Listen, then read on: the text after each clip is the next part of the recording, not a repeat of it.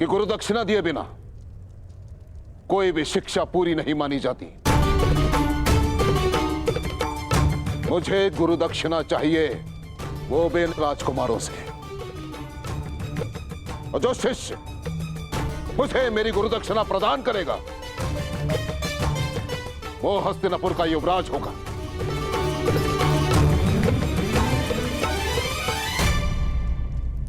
आचार्य, कहीं इस दक्षिणा का अर्थ भी वही तो नहीं जिसके कारण एकलव्य का अंगूठा छीना था आपने?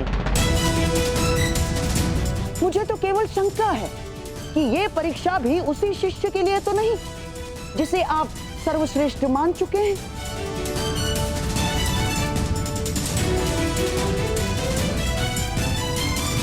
कहिए आचार्य, क्या चाहिए आपको गुरु दक्षिणा में?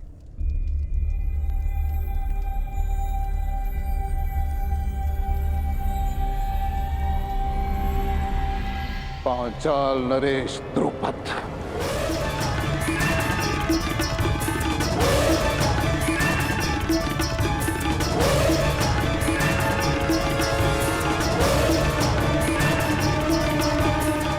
मुझे गुरु दक्षिणा में पांचाल नरेश द्रुपद चाहिए महाराज। तो मेरा जो शिष्य द्रुपद को परास्त करके बंदी बनाकर मेरे समक्ष लेकर आएगा वही विजेता होगा और वही हस्तिनापुर का युवराज।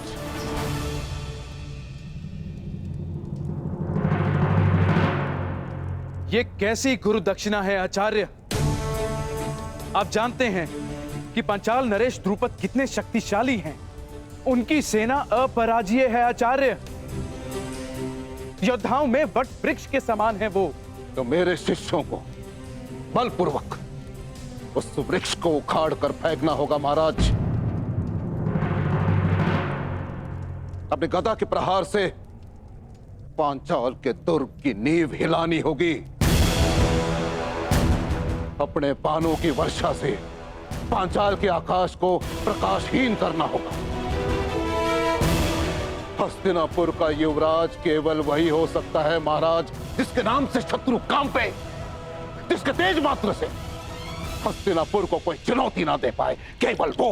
मैं अपने पुत्रों को मृत्यु के मुख में नहीं भेज सकता। ईश्वर ने मुझे नेत्र नहीं दिए हैं। अब आप चाहते हैं कि मैं अपने पुत्रों के मुख से स्वर भी ना सुन पाऊं? नहीं आचार्य, आप कुछ और गुरु दक्षिणा मांग लीजिए। मैं यहां व्यापार के लिए नहीं, प्रतिकार के लिए आया हूं महाराज। मुझे द्रुपद चाहिए या फिर और कुछ नहीं। और यदि हस्तिनापुर मुझे मेरी गुरु दक्षिणा नहीं दे सकती तो मैं कहीं और ढूंढूंगा उस सर्वश्रेष्ठ योद्धा को जो मेरी गुरु दक्षिणा मुझे प्रदान करे।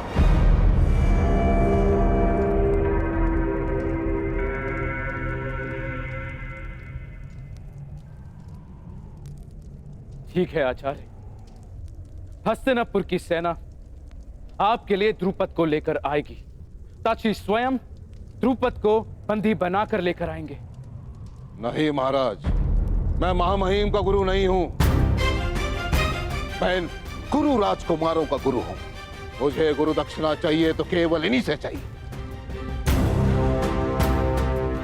परंतु एक बात का स्मरण रहे महाराज, हस्तिनापुर का प्रारंभ केवल वही बन सकता है जो सिंह के साथ युद्ध करे। जिसे हस्तिनापुर के ध्वज में अपना नाम अंकित करना है उसे सर्वप्रथम पांचाल के ध्वज को झुकाना होगा।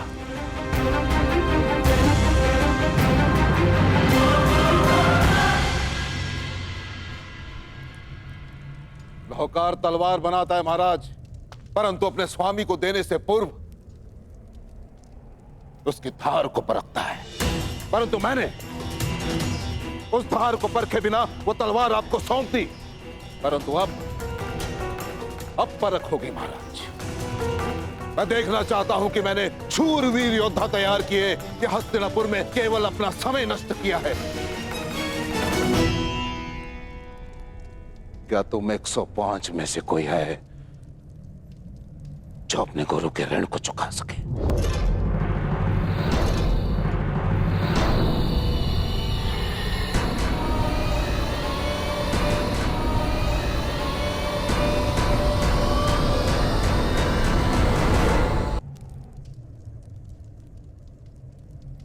मुझे मेरा उत्तर मिल गया महाराज।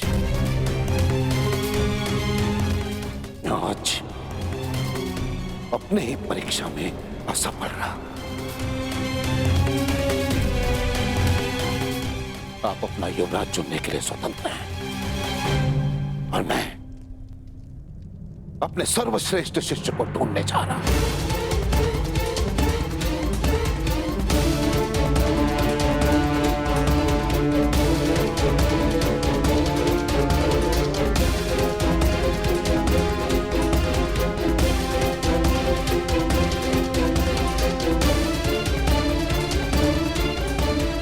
ठहरिए गुरुदेव।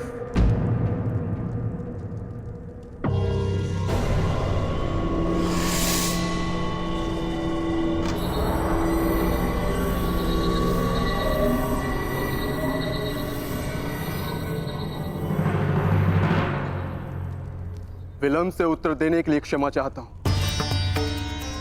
मैं सोचने लग गया था कि वर्षों के महान परिश्रम के बदले मेरे गुरु बस इतनी सी गुरु दक्षिणा मांग रहे हैं।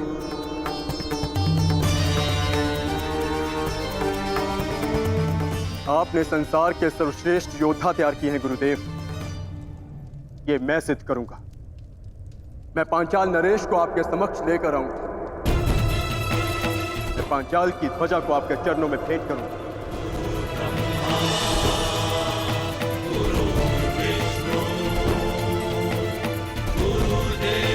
गुरु का स्थान ईश्वर से भी ऊंचा है, इसीलिए शिष्य का कर्तव्य है कि गुरु की आज्ञा का प्राण देकर भी पालन करे। हमारे गुरु की कामना अधूरी रह जाए, यह हमारी गुरु दक्षिणा, यह हम कभी स्वीकार नहीं करेंगे। आपको आपकी गुरु दक्षिणा अवश्य मिलेगी गुरुदेव। हम पांचों कल ही पांचाल की ओर प्रस्थान करेंगे।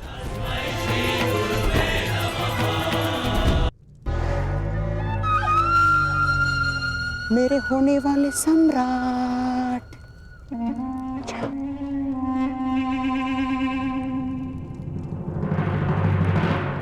हम भी जाएंगे।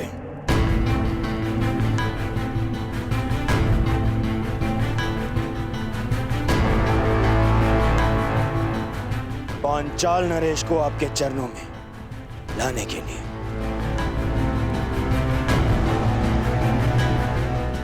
और अब युवराज का चुनाव गुरु दक्षिणा ग्रहण के पश्चात ही होगा।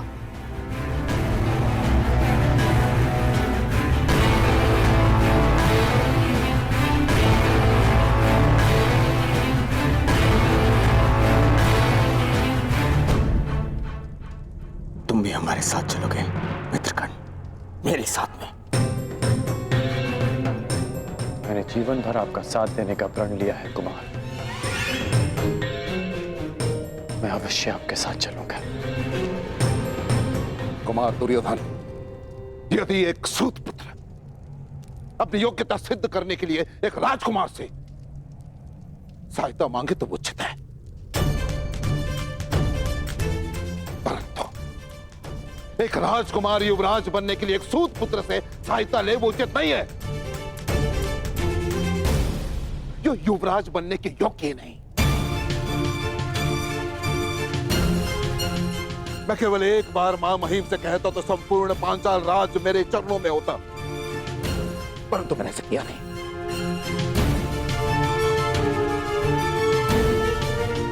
क्योंकि एक योद्धा अपनी शक्ति से अधिकार पाता है, दान में प्रसाद नहीं।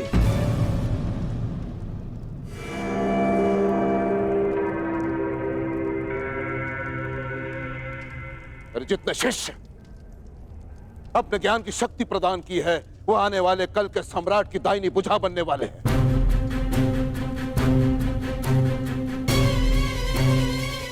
यदि इस भुजा को एक सूत पुत्र के बाहुबल की आवश्यकता पड़ जाए तो मुझे ग्लानि है कि तुम मेरे शिष्य हो।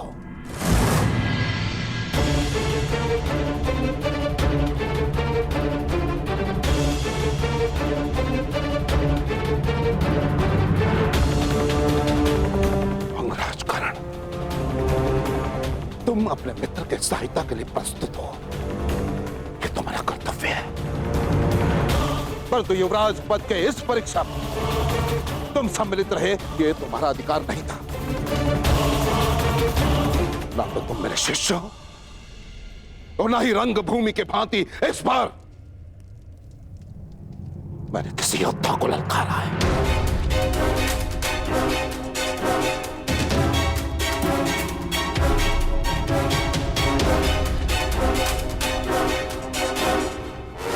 और यदि तुम भारी योद्धा के सहायता के बिना पांचाल नरेश द्रुपद का सामना नहीं कर सकते, तो तुम्हें वहां जाने की आवश्यकता नहीं है।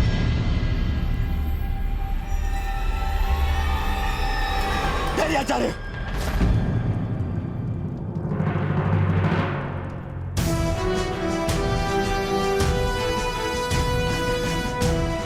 आपने ठीक कहा आचार्य। हाँ कर आचार्य, तुम ठीक कह रहे हैं।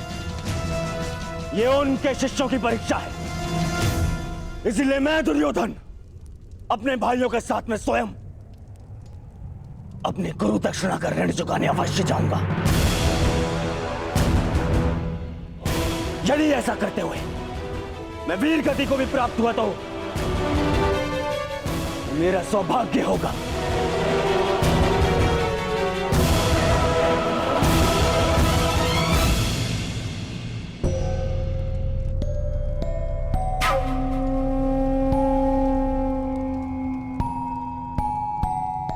परंतु यदि ऐसा हुआ तो मेरी आत्मा पर एक उत्तरदायित्व का भार शेष रह जाए।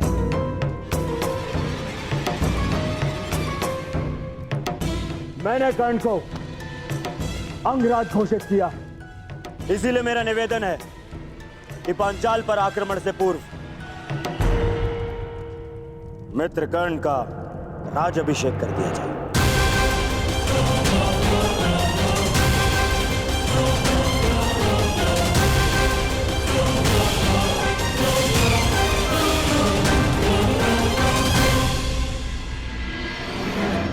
पितामह, अंग देश पर आपने विजय प्राप्त की, उस पर आपका नियंत्रण है, इसलिए मैं आपसे निवेदन करूंगा, हमारे परायण से पूर्व आप स्वयं कर्ण का राज्याभिषेक करें।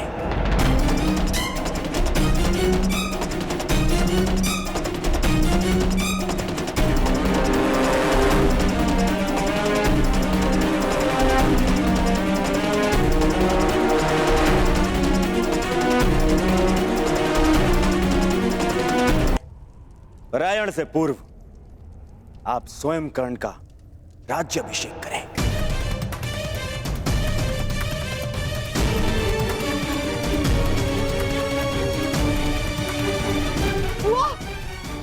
महाराज, पुत्र दुर्योधन का विचार प्रशंसनीय है। अपने वचन और उत्तरदायित्व का भान रखना महान पुरुषों का लक्षण है महाराज। अब आपने कर्ण को अंगराज घोषित कर दिया, तो वो राज्याभिषेक से वंचित क्यों रहे महाराज? तो यह निश्चित रहा, कल प्रातः काल ही अंगराज कर्ण का राज्याभिषेक किया जाएगा।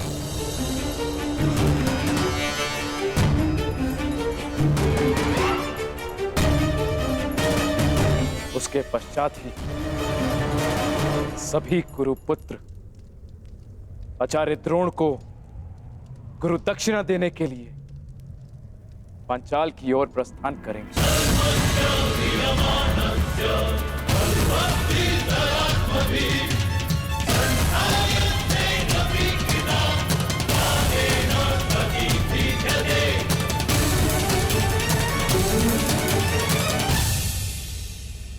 बधाई हो मित्र, तुम भाग्यशाली रहे। मैं तो वर्षों से प्रतीक्षा कर रहा हूं कि कब पिता महाराज का मुकुट मेरे सर पे रखेंगे। अंग का मुकुट भी आप ही का है मित्र। और रही बात युवराज के मुकुट की,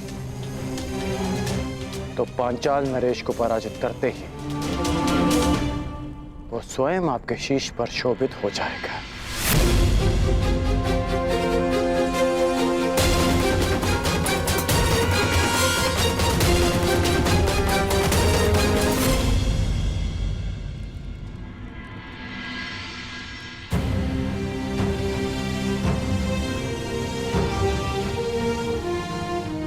राजकुमार की जय हो। महारानी ने आपको स्मरण किया है। कल तुम्हारे राज अभिषेक में मिलते हैं अंगराजगण। मित्र, अभिषेक मेरा है, परंतु मुकुट सदैव तुम्हारा ही रहेगा।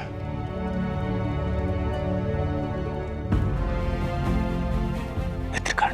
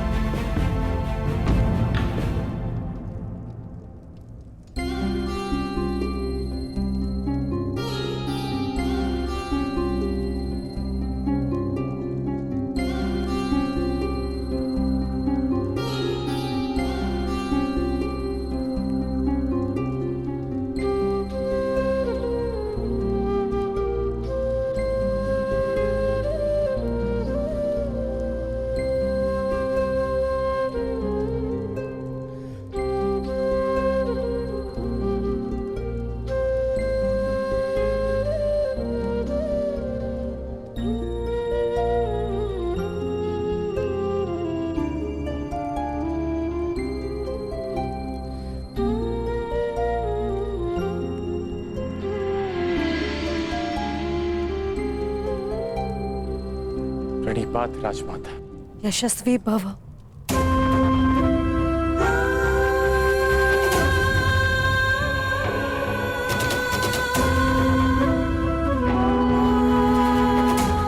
तुम्हें वर्षों पश्चात देखकर तुम्हारे शौर्य ने मुझे गर्वित किया है पुत्र।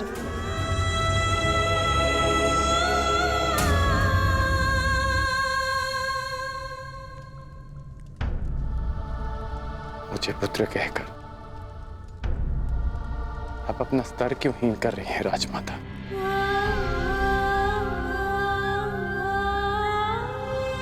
ऐसा क्यों कह रहे हो पुत्र? क्योंकि कल की रंगभूमि और आज की राजसभा ने मुझे वो सिखाया जो गुरु परशुराम ने भी नहीं सिखाया, कि मनुष्य को उसका उद्गम विस्मृत नहीं करना चाहिए, उसे स्मरण रखना चाहिए कि उसकी जड़ें किस भूमि से आई हैं। यही मेरा भी मत है कर्ण, परंतु स्मरण से पूर्व मनुष्य को अपने उद्गम का ज्ञान भी होना चाहिए।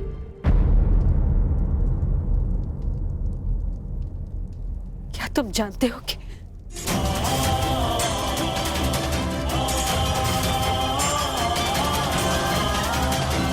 इसे तो पता होगा माता कि इसका मूल क्या है, और यदि ये भूल गया है तो मैं इसे स्मरण कराता रहूंगा कि एक सूत पुत्र है। मर्यादा में रहो भी। द्वंद के साथ आए विकारों को द्वंद के साथ ही छोड़ देना श्रेष्ठ होता है। कर्ण ने अपनी योग्यता से अंगराज की पदवी प्राप्त की, उनका सम्मान करो। अंगराज मेरा अनुज कटु जीवा वाला है,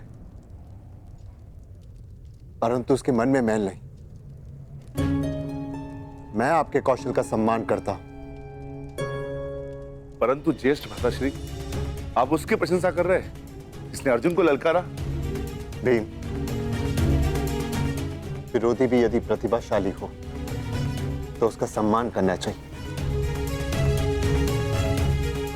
और अंगराज तो अब हस्तिनापुर के पक्ष में है, अंगराज, ज्येष्ठ पांडव होने के नाते मैं आपका स्वागत करता हूं।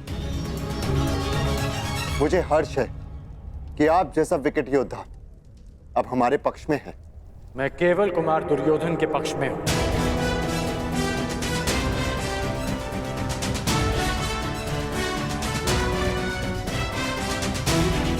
अंगराज, वो भी मेरे ही अनुज है।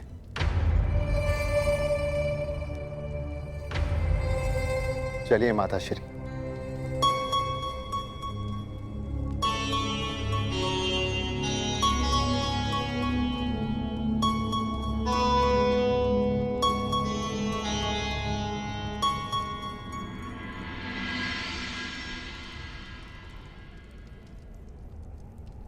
क्या हुआ कर्ण? अंगराज बनकर भी प्रसन्न नहीं हुए? नहीं,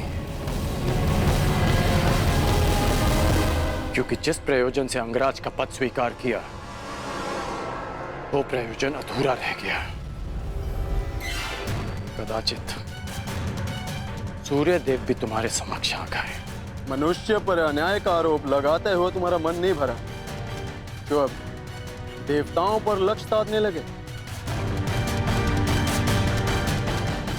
लक्ष्य तो मात्र एक है कि तुम्हें पराजय का स्वाद चखा सकूं,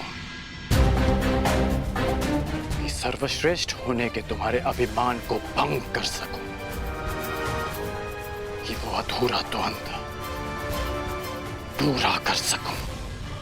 एक बात तुमने उचित कही थी रंगभूमि में, कि धनुष से निकला बाण कभी लौट कर नहीं आता, परंतु सत्यंचा लौट कर आती है। निश्चित रूप से रंगभूमि लौट कर नहीं आएगी कर्ण, परंतु हमारा द्वंद्व लौट कर अवश्य आएगा। और उस दिन कुछ भंग होगा तो मुझे पराजित करने का तुम्हारा स्वप्न एक दिन अवश्य आएगा कर्ण, जिस दिन हमारे बीच न सूर्य देव होंगे, न पितामह और न आचार्य द्रोण, केवल हमारे बाण बात करेंगे। और तब तक यह अधूरा द्वंद्व मेरे मन पर भी भार बनकर रहेगा। ये भार कल प्रातः और बढ़ जाएगा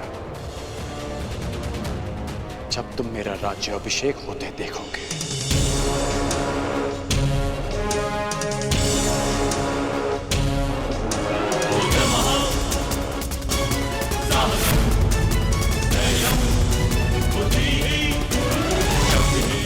कल अभिषेक स्थल पर तुम्हारी प्रतीक्षा रहेगी अर्जुन।